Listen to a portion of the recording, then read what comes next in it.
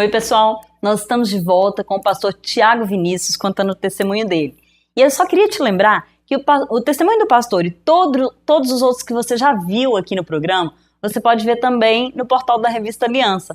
É só você acessar www.revistaliança.com.br e você vai poder assistir tudo lá. E outra coisa, se você quiser contar o seu testemunho aqui, quiser entrar em contato com a gente, quiser mandar uma mensagem, é só você entrar em contato com a gente pelo WhatsApp da revista, que está aparecendo aí no seu vídeo também. Entre em contato com a gente, fala o que você está achando, o que você está gostando, o que você acha que podia mudar. A opinião de vocês que estão em casa é muito importante para a gente. E agora a gente está de volta aqui com o pastor Tiago. Pastor, e o senhor falou que o fim desse relacionamento o fim do relacionamento começou a mudança na sua vida, foi isso? Muito bem, Carol, exatamente isso. Tem algumas experiências que é só quem por elas passa que deverasmente vai compreender assim a ação, o agir de Deus. Eu me lembro que a última vez em que nós terminamos o nosso relacionamento, na verdade que ela terminou comigo, foi um negócio muito engraçado. Então vocês terminaram muitas vezes, né? Porque você teve a última. Então inúmeras vezes, não foram poucas vezes. Ao longo de 5 anos, talvez umas 40 vezes. Já estava mais que terminado e a gente estava... Não sabia, né? Não sabia insistir naquilo. Mas eu me lembro que foi um negócio muito legal. E a gente tinha falado pelo telefone. E ela falou para mim que eu não precisava de ir para casa dela naquele final de semana, porque ela tinha um compromisso e ia numa igreja. E ela me falou o nome da igreja. A igreja era a Igreja Batista da Lagoinha. E eu não sabia como chegar na Igreja Batista da Lagoinha. Eu não sabia horário de culto, não sabia nada. E aí eu morava em Lagoa Santa nessa época. Eu entrei no ônibus, eu não vou me lembrar assim com precisão o horário, se era por volta de 18 horas, eu acho que era algo parecido com isso. E dentro do ônibus, curiosamente, eu escutei alguém dizendo que eu estava indo para a Igreja Batista da Lagoinha. Eu digo, agora eu vou encontrar ela. Ela tá perdida comigo, vou atrás dela. A minha possessão, ela tinha esse nível. Aonde ela estivesse, eu queria encontrá-la e tal. Só que nessa noite em especial, havia, sobretudo, uma conspiração de Deus para começar a marretar o meu coração de pedra e transformar ele, de fato, num coração de carne. E quando eu ouvi aquilo dentro do ônibus, e eu fiquei ouvindo o pessoal, e no ponto que eles desceram, dizendo que ia para a Lagoinha, eu desci atrás deles. Só que, curiosamente, Carol, não vai parecer, mas eu sou muitíssimamente tímido. Quando eu cheguei na porta da Igreja Batista da Lagoinha, e que eu vi aquela imensidão de prédio, e uma multidão de pessoas, eu digo, eu não vou conseguir entrar aqui dentro. É porque quando a gente não é crente, você pensa, vai ter umas 5 pessoas lá, ninguém vai na igreja hoje em dia, né? Mas o meu maior problema, na verdade, era a timidez de entrar num lugar que eu não sabia quem era, quem estava ali, que inclusive eu não tinha sido convidado para estar aqui, não tinha ninguém assim que eu conhecesse, a não ser à época minha namorada, mas que eu não sabia onde ela estava ali dentro daquele prédio. Mas quando eu parei naquela rampa, eu lembro disso como se fosse hoje. Uma irmã estava ministrando aquela noite, e ela chorava e ao mesmo tempo ela ministrava uma palavra. E eu estava do lado de fora e ela, obviamente, do lado de dentro do prédio, e ela ministrava dizendo: entregue sua vida nas mãos do Senhor. Tudo que você está vivendo, todas as suas decepções, todas as suas frustrações, é porque você não entregou sua vida nas mãos do Senhor. Apesar da minha timidez, eu ouvia aquela voz e minha alma era tomada de um sentimento que a minha vontade era de chorar, mas eu estava com muita vergonha, porque eu estava do lado de fora sozinho, não conhecia ninguém, e eu ficava pensando, se alguém passa por aqui e me vê chorando. Mas foi exatamente naquele momento que o Senhor começou a escrever uma nova história com meu nome. Só que ao mesmo tempo que ela dizia, entrega a sua vida nas mãos do Senhor, eu dizia, eu quero entregar, mas não quero perder meu namoro. Eu não quero perder ela, eu quero continuar com o meu relacionamento, eu quero entregar minha vida, mas eu quero estar com ela. E a irmã lá de dentro dizia, deixa que o Senhor vai direcionar os seus passos. Foi um negócio muito legal, muito extraordinário. Só que, quando acabou a ministração, o culto acabou, de repente, no meio daquela multidão, eu vejo a minha ex-namorada e nós encontramos, ela ficou muitíssimamente brava, chateada, para não dizer outras coisas também, porque ela ficou pensando, como que esse cara me achou aqui?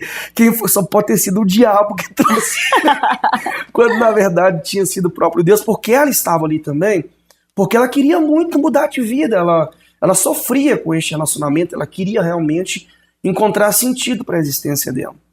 E aí, ela tinha uma outra programação, ela ia para uma pizzaria com a família e tal, e eu a obriguei praticamente a voltar comigo para casa. Só que na volta para casa, e quando chegamos na casa dela, veio então o término desse relacionamento. Isso foi numa noite de sábado, e aí eu dormi na casa de um amigo naquela noite, eu já morava em Lagoa Santa. Quando foi no domingo pela manhã, eu fui embora para casa muito triste, chorando pelo caminho, e cheguei em casa muito triste. Minha mãe logo percebeu minha tristeza, e ela já sabia o que poderia ter acontecido, porque já tinha acontecido 40 vezes, né? Repetidas vezes, mas de uma forma muito extraordinária, e aqueles que estão nos assistindo, que sejam realmente edificados nessa palavra, nesse testemunho. Quando eu cheguei em casa, e depois de ter partilhado com minha mãe, e muito triste, com a alma muito abatida, eu ouvi uma voz, que eu não tinha clareza de quem era aquela voz. Mas aquela voz disse assim: vá à igreja que a sua avó te levou algumas vezes. Minha avó era crente, já era falecida naquela ocasião, naquele dia, naquela manhã de domingo. E eu ouvi aquela voz e eu olhei para trás e tentando saber de onde veio essa voz. E não tinha espiritualidade, discernimento para compreender que na verdade era o próprio Deus que estava falando comigo. E eu vejo Deus, na verdade, de todas as maneiras me cercando e querendo, na verdade, arrancar de mim a timidez que havia sido gerada em detrimento de algumas frustrações, de alguns traumas na infância, de bullying na escola e outras situações mais. Mas o Senhor disse ao meu coração naquele dia, naquela manhã: vá à noite à igreja que a sua avó te levava. E aí eu tive coragem de ir na igreja à noite, sem conhecer ninguém. E cheguei naquela igreja, uma igreja grande, devia ser à época uma igreja com umas 200 pessoas. Imagina eu todo tímido, chegando naquela igreja sem conhecer absolutamente ninguém. Quem te convidou? Quem te trouxe aqui? Quem te mandou vir aqui? E eu só dizia, eu ouvi uma voz me mandando vir aqui hoje à noite. E quando eu cheguei naquele culto, eu fiquei num lugar mais isolado, mais afastado, porque eu não conhecia ninguém ali. E parecia que alguém tinha contado para aqueles irmãos da igreja que estavam à frente da minha vida, as minhas angústias, a crise existencial que eu estava por ela passando, que eu pensava, que eu entendia que era em detrimento de um relacionamento frustrado, quando na verdade é porque eu não estava vivendo aquilo que Deus queria que eu vivesse, aquilo que Ele tinha planejado para eu viver. O Ministério de Louvor aquela noite, eles ministravam, e quanto mais eles ministravam, mais o Espírito Santo ele falava ao meu coração, mais ele tomava a minha alma, mais ele ia me quebrantando, e eu chorava copiosamente. Quando o pastor veio pregar a palavra, que foi o meu primeiro pastor, o pastor Walter, homem de Deus, essa igreja é a Igreja de Deus Pentecostal no Brasil, que foi a minha base, o meu alicerce, o meu fundamento, uma igreja alicerçada na palavra, uma igreja que adora, que discipula pessoas, que é comprometida com pessoas. Quando o pastor Walter começou a pregar naquela noite, eu cheguei a uma conclusão: alguém contou minha vida para o pastor.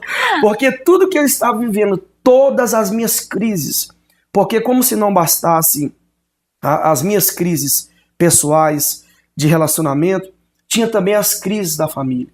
Eu tenho um irmão que hoje, para a glória de Deus, faz 2 anos e meio que ele trabalha de carteira assinada, mas meu irmão, ele se ingressou na carreira do crime, se é que pode se chamar de carreira, né? Não é?